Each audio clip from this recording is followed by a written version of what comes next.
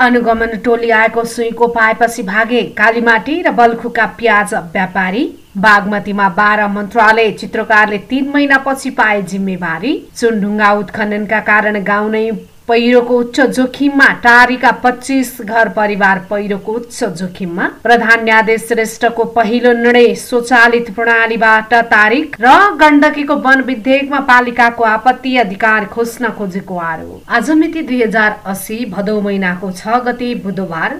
अधिक श्रावण शुक्ल सप्तमी, तदनुसार अगस्त 23, 2023। नमस्कार, अनलाइन न्यूज नेपालमा तपाईलाई हार्दिक स्वागत छ। अनलाइन न्यूज नेपालको फेसबुक पेज मार्फत हामीलाई एकैसाथ हेर्दै हुनुहुन्छ। अनलाइन नेपाल खबरको अपडेटमा म छु समाचार वाचिका विष्णु। अब समाचार विस्तारमा। काठमाडौँको कालीमाटी र बल्खु क्षेत्रका व्यापारीहरू वाणिज्य विभागको अनुगमन टोली आएको सुईको पाएपछि भागेका छन्। भारतले प्याज निर्यातमा 40% कर लगाएपछि व्यापारीहरूले कालोबजारी गरेको सूचनाका आधारमा विभागले सोमबार र मंगलबार अनुगमन गरेको थियो। सो क्रममा 5 ठूला प्याज कारोबारीहरू कर्मचारीलाई गोदाममा जिम्मा लगाएर भागेका हुन्। तीमध्ये 3वटा तरकारी पसल कालीमाटी र कुलेश्वरमा छन् भने 2वटा बल्खुमा भएको विभागले जनाएको छ। भागेका पसलहरूको कागजात बरामद गरिएको वाणिज्य विभागका महानिर्देशक गजेन्द्र प्रसाद ठाकुरले बताउनुभयो। मजदुरलाई गोदाममा छाडेर भागेका 5वटा पसलको कागजात जफत गरेका छौं। ठाकुरले भन्नुभयो, मालिकहरू विभागमा सम्पर्कका लागि हाजिर नभए कडा कारबाही हुने उहाँले बताउनु भएको छ। बागमती सरकारले मन्त्रालय संख्या 12 पुर्याएको छ। यसअघि एउटा मन्त्रालय थप गर्ने सत्तारूढ गठबन्धनका दलहरूको सहमति अनुसार मंगलबार मन्त्री परिषद बैठकले मन्त्रालय संख्या 12 वटा हुने निर्णय गरेको हो। बागमती प्रदेशमा 7 जेठमा मन्त्री परिषद विस्तार गर्दा मन्त्री परिषदको संख्या 12 पुर्याइएको थियो, तर मन्त्रालय संख्या 11 वटा मात्र थियो। कांग्रेसका नेता रामकृष्ण चित्रकार बिना विभागीय मन्त्री थिए। मंगलबारको मन्त्री परिषद बैठकले हालै थप गरिएको उद्योग वाणिज्य भूमि तथा प्रशासन मन्त्रालयको जिम्मेवारी चित्रकारलाई दिएको सरकारका प्रवक्ता आन्तरिक मामिला मन्त्री गंगा नारायण श्रेष्ठले जानकारी दिनुभएको हो। उदयपुरको कटारी नगरपालिका 8मा रहेको टाटरे गाउँ पहिरोको उच्च जोखिममा रहेको छ। भिरालो पहाडमा रहेको बस्तीको माथिल्लो भेगबाट चुनढुङ्गा उत्खनन हुने गरेपछि टाटरीका 25 घर परिवार पहिरोको उच्च जोखिममा परेका हुन्। सिराहास्थित सौर्य सिमेन्टका लागि चुनढुङ्गा उत्खनन गर्ने खानीसँगै जोडिएको खानीको तल्लो भेगमा पर्ने मगर समुदायको बस्ती रहेको गाउँ पहिरोको उच्च जोखिममा परेको हो। माथि खनेको ढुङ्गा समेत गाउँमा झर्ने गर्छ। कति बेला कसको ज्यान जान्छ भन्न सकिँदैन। टारीका स्थानीय नरबहादुर मगर भन्नुहुन्छ, वर्ष 6 गाउँमाथिको टापुमा स्काभेटरले खनेको खनै छ, निदाउन सकिँदैन। गाउँमाथि उत्खनन क्षेत्रमा आधा दर्जन स्काभेटरले निर्यात ब्रेकर चलाउँदा बिरालो ठाउँमा रहेको बस्ती हल्लिने गरेको स्थानीय सेब्रे मगरले बताउनु भएको छ। कति बेला पहिरोले लैजाने हो कि ढुङ्गा झरेर मार्ने हो थाहा छैन। उहाँले भन्नुभयो, हाम्रो जग्गा किनिदिए पनि गाउँ छोड्न हुन्थ्यो, उहाँको गुनासो रहेको छ। प्रधान न्यायाधीश विश्वम्भर प्रसाद श्रेष्ठले पद बहाल गरे लगत्तै स्वचालित प्रणालीबाट पेशी र तारिक व्यवस्थापन गर्ने निर्णय गर्नु भएको छ।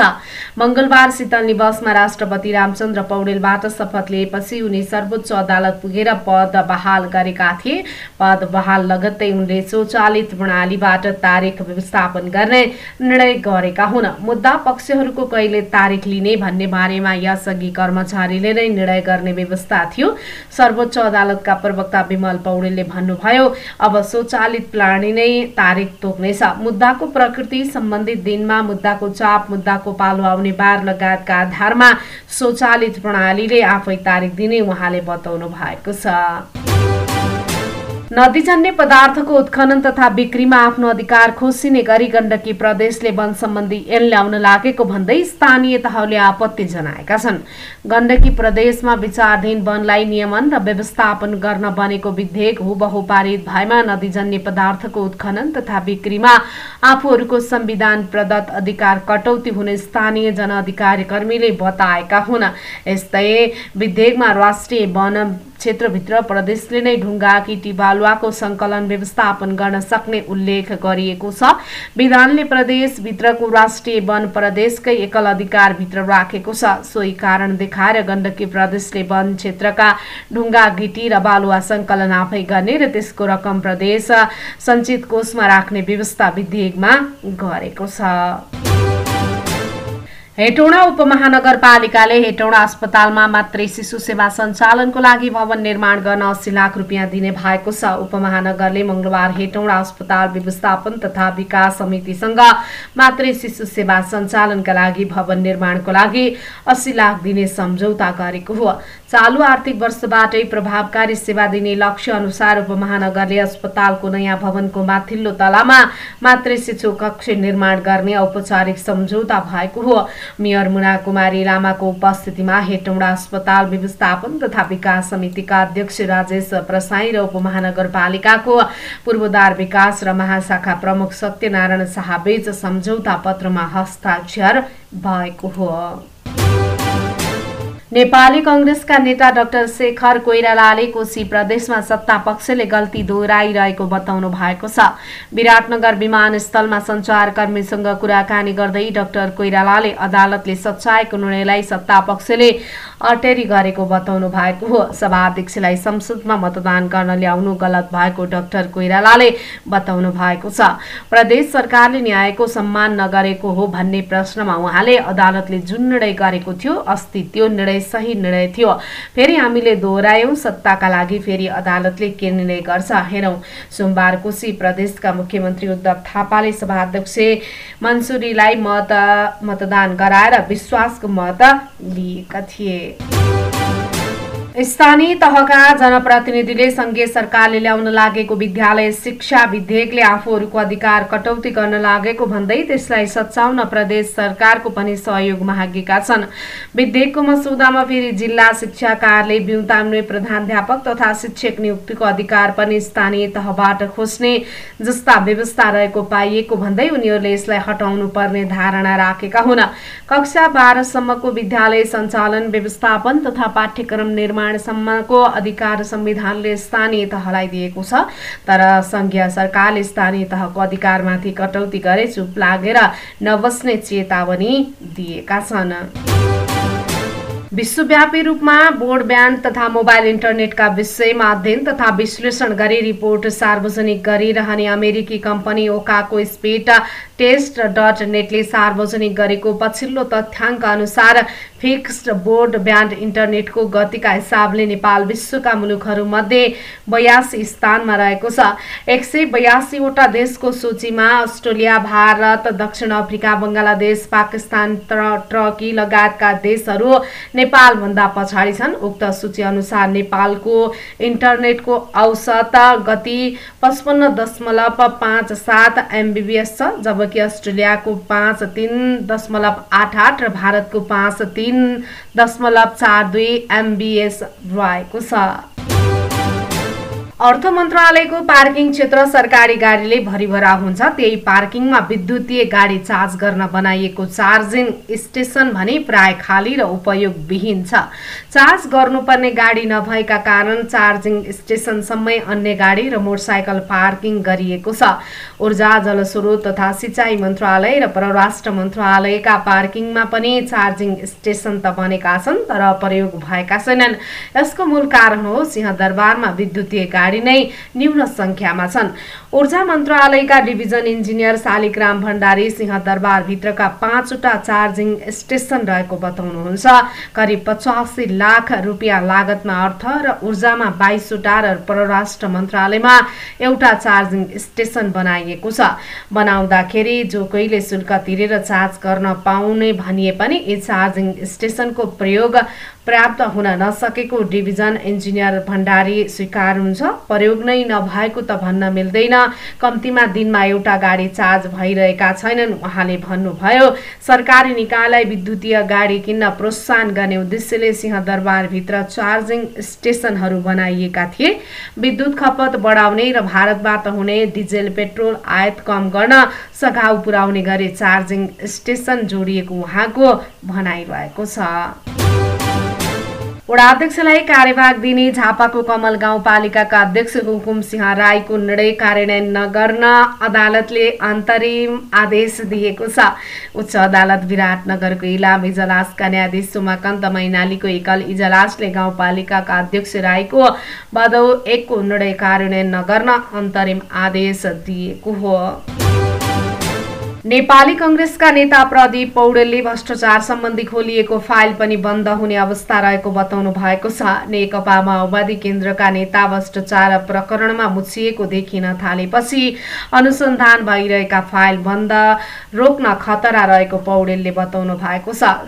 सुरुमा प्रधानमन्त्रीका भनाइमा पत्यार लाग्थ्यो, अहिले आफ्ना मान्छे पढ्न थालेपछि अब नयाँ खोलिने त सम्भावना छैन, पुराना खोलिएका पनि बन्द हुने खतरा छ, पौडेलले भन्नुभयो। चितवन रत्ननगर नगरको पार्टी समिति सम्मेलनमा बोल्ने क्रममा प्रधानमन्त्री पुष्पकमल दाहाल प्रचण्ड र गृहमन्त्रीको व्यवहारप्रति असन्तुष्टि जनाउनु भयो। फाइल खोलेपछि आफ्ना नपर्ने अरूको मात्रै पर्ने भन्ने हुँदैन, आफ्ना पर्न थालेपछि भ्रष्टाचारको अनुसन्धानको यात्रा अड्किएको देखियो, पौडेलले भन्नुभयो। वर्तमान सरकारले नागरिकका पक्षमा अरू केही कार्य नगरेको उहाँले बताउनु भएको छ। भ्रष्टाचारका अलिअलि फाइल खोल्न खोजेको छ, पौडेलले भन्नुभयो। फाइल खोलेर प्रधानमन्त्री जस लिन खोज्नुहुन्छ, हामी पछाडि बसेर अँध्यारो भइरहेको उहाँको भनाइरहेको छ। निजामती कर्मचारीहरूलाई पहिलो पटक विवाह विधाको समेत व्यवस्था गर्दै संघीय निजामती सेवा विधेयकको मस्यौदा तयार भएको छ। यसअघि कर्मचारीहरूलाई विवाह विधाको व्यवस्था थिएन। संघीय मामिला तथा सामान्य प्रशासन कानून मन्त्रालय, अर्थ मन्त्रालय, लोक सेवा आयोग हुँदै पुनः सामान्य प्रशासन मन्त्रालयमा आइपुगेको विधेयकको मस्यौदामा कर्मचारीलाई विवाह विधा पनि दिने व्यवस्था राखिएको छ। निजामती सेवा ऐन 2041 को व्यवस्था अनुसार कर्मचारीले हालसम्म भइपरि आउने र पर्व विधा, घर विधा, बिरामी विधा, प्रसूति विधा र प्रसूति स्याहार विधा, क्रिया विधा, अध्ययन विधा र असाधारण विधा र बेतलबी विधा गरी 9 प्रकारका विधा पाउँदै आएका छन्। यसमा विवाह विधा पनि थपेर संघीय निजामती सेवाको विधेयक तयार पारिएको एक उच्च अधिकारीले जानकारी दिनुभएको छ। प्रमुख 3 दलको कार्यदलले सुन तस्करीको अनुसन्धान र अभियोजन प्रक्रिया सकिएपछि समग्र विषयमा अध्ययन गर्न जाँचबुझ आयोग बनाउने सहमति गरेको छ। सरकार आयोग बनाउन तयार भएपछि नेकपा एमालेका नेता सुभाष चन्द्र नेङमाङ, कांग्रेसका रमेश लेखक र माओवादी केन्द्रका हितराज पाण्डेलाई मस्यौदा बनाउने जिम्मा दिएको थियो। मंगलबार 3 नेताले मस्यौदा तयार पारेका छन्। त्यसलाई प्रमुख दलहरूको बैठकमा पेश गरिने माओवादीका प्रमुखले जानकारी दिए एक अर्का सदस्यका अनुसार 2 साउनमा बरामद भएको करिब 60 किलोग्राम सुन तस्करीको अनुसन्धान प्रक्रिया सीआईबीले नै गर्नेछ। अहिले सीआईबीले गरेको अनुसन्धानले निरन्तरता पाउँछ र निष्कर्ष पुगेपछि अभियोजन प्रक्रिया अघि बढ्छ, ती सदस्य भन्छन्। त्यसपछि समग्र विषयमा अध्ययन गर्न आयोग बन्ने उहाँले बताउनु भएको छ। प्रहरीको केन्द्रीय अनुसन्धान ब्युरो सीआईबीले ललिता निवास जग्गा प्रकरणमा संचार तथा सूचना प्रविधि मन्त्रालयका सचिव कृष्ण बहादुर राउतलाई मुद्दा नचलाउन राय दिएको छ। कागजात किर्ते गरेर ललिता निवासको सरकारी जग्गा हडपेको प्रकरणमा प्रहरीले 268 जनालाई मुद्दा चलाउन राय सहितको प्रतिवेदन मंगलबार जिल्ला सरकारी वकिल कार्यालयमा बुझाएको छ। तर संचार मन्त्रालयका सचिव राउतलाई मुद्दा नचलाउन राय दिएको सीआईबी एसपी दिनेश आचार्यले पुष्टि गर्नु भएको छ। ललिता निवास जग्गा प्रकरणमा अनुसन्धानका लागि राउतलाई प्रहरीले 24 असारमा पक्राउ गरेको थियो, तर बन्दी प्रत्यक्षकरणीय रिटमा सुनवाई गर्दै सर्वोच्च अदालतले उनलाई थुनामा नराखी अनुसन्धान गर्न आदेश दिएपछि रिहा भएका थिए। थाइल्याण्डको राष्ट्रिय ध्वजावाहक थाई एयरवेज इन्टरनेसनलले नेपालमा पुनः उडान थाल्ने भएको छ। कोभिड-19 पछि उडान बन्द गरेको यो कम्पनीले आगामी नोभेम्बरदेखि नेपाल उडान पुनः सुचारू गर्ने भएको हो। थाई एयरवेजले सोसाइटी इन्टरनेसनल ट्राभल सर्भिसलाई आफ्नो जनरल सेल्स एजेन्ट जीएस समेत नियुक्ति गरेको छ। उक्त नियुक्ति अगस्त 1, 2023 बाट लागू भएको कम्पनीले जनाएको छ। हौस् त यिनै सत्य तथ्य र ताजा समाचार प्रस्तुत गर्दै जाँदा हामी समाचारको अन्त्यमा आइपुगेका छौं। देश तथा विदेशको समाचार जानकारी तपाईलाई कस्तो लाग्यो? प्रतिक्रिया कमेन्ट बक्समा गर्न नभुल्नुहोला भन्दै खबर अपडेटमा पुनः उपस्थित हुने बाचा गर्दै समाचार कक्षबाट म विष्णु बने बिदा माग्छु। तपाईको दिन शुभ रहोस्। नमस्कार।